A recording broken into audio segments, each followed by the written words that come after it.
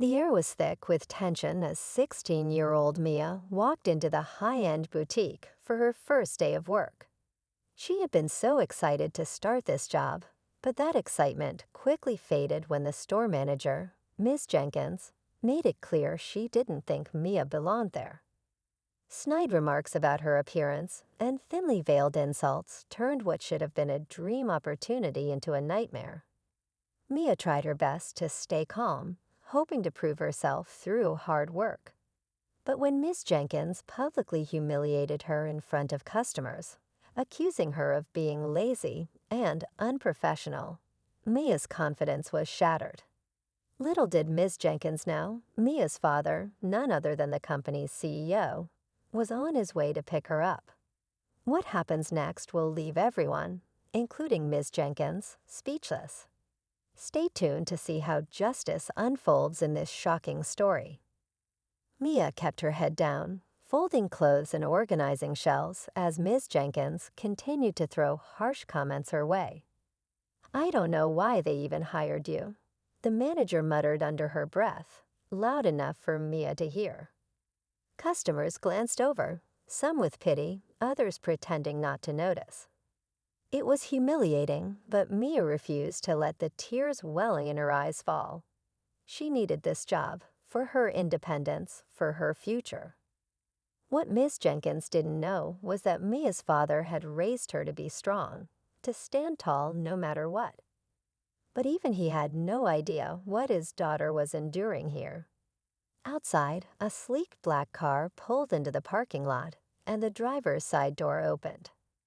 Mia's dad stepped out, dressed sharply in a tailored suit. Inside, Miss Jenkins was too busy berating Mia to notice who had just entered her store. Mia tried to focus on her work, but the whispers and glares from Miss Jenkins made it impossible to ignore the weight of the moment. "You're just not cut out for this job," Miss Jenkins said coldly, crossing her arms as she loomed over Mia. A few customers looked uncomfortable, but no one spoke up. Mia clenched her fists, holding back the urge to respond, knowing it would only make things worse. Meanwhile, Mia's father, Mr. Carter, walked into the boutique with a calm yet commanding presence. He scanned the room, immediately noticing his daughter's slumped shoulders and the icy demeanor of the manager. Without revealing who he was, he began observing quietly, watching as Miss Jenkins continued to make snide remarks. Miss Jenkins, still oblivious to his identity, approached him with a smile. "Welcome. Let me know if I can help you," she said, her tone dripping with false cheer. But Mr. Carter's piercing gaze shifted to Mia, and the expression on his face told her that this wasn't just a casual visit. Mia's heart sank when she saw her dad. She wasn't sure if she was relieved or worried about what might happen next. Mr. Carter gave her a reassuring nod, but said nothing as he continued to watch. Miss Jenkins, completely unaware of who she was dealing with, returned to her usual tone. "Mia, stop standing around and do something useful," she snapped, loud enough for everyone to hear. Mia flinched but bit her tongue, trying to keep her composure. Her dad's jaw tightened, but he remained calm. He moved closer, glancing around the store, noting the pristine displays and the nervous glances from employees. He could feel the tension in the air. Miss Jenkins smirked as she turned her attention back to Mr. Carter. "Some of the staff just don't meet our standards," she said, gesturing toward Mia. "But we're working on fixing that." Her words hung in the air, and the room fell silent. Mr. Carter's expression remained unreadable, but Mia could see the storm brewing in his eyes. The moment of truth was near, and everyone in the room could feel it. Mr. Carter's eyes flicked between Miss Jenkins and his daughter, his calm demeanor hiding the fire brewing inside. He stepped closer to Mia, placing a hand on her shoulder. "You must be Mia's manager," he said, his voice steady but laced with authority. Miss Jenkins straightened up, clearly pleased to finally address someone she assumed was an important customer. "Yes, I'm in charge here," she replied confidently, flashing a fake smile. "I'm just trying to ensure our team upholds the highest standards." Her gaze briefly landed on Mia, her expression soaring for a moment before she looked back at Mr. Carter. Unfortunately, not everyone is capable of meeting those standards. Miss Jenkins froze, her confidence faltering for the first time. The tension in the room skyrocketed as Mr. Carter stepped back, watching how the situation unfolded. Mia's heart pounded as the walls began to close in on Miss Jenkins, who was now scrambling for control. What came next would change everything.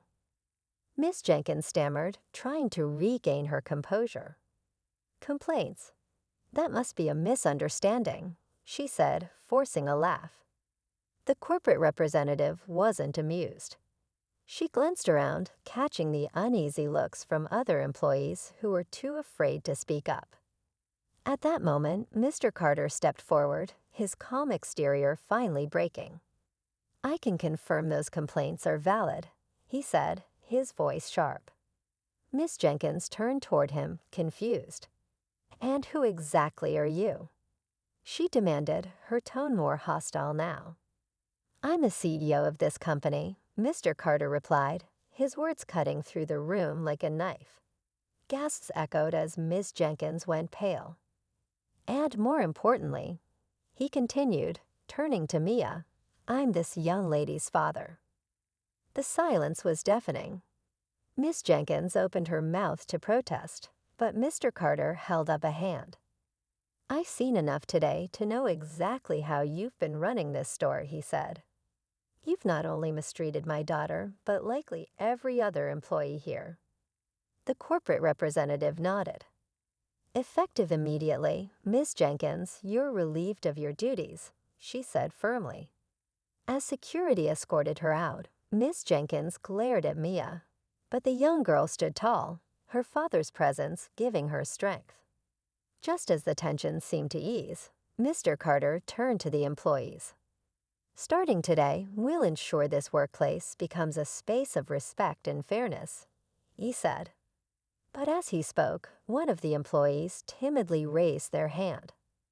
"There's something else you need to see," they said, holding out a folder of evidence that revealed even deeper misconduct by Ms. Jenkins, sparking a ripple effect that no one could have predicted. As Mr. Carter reviewed the folder, it became clear that Ms. Jenkins' behavior went far beyond what they had seen that day. The evidence revealed financial mismanagement and more complaints from employees and customers. Mr. Carter thanked the employee who came forward,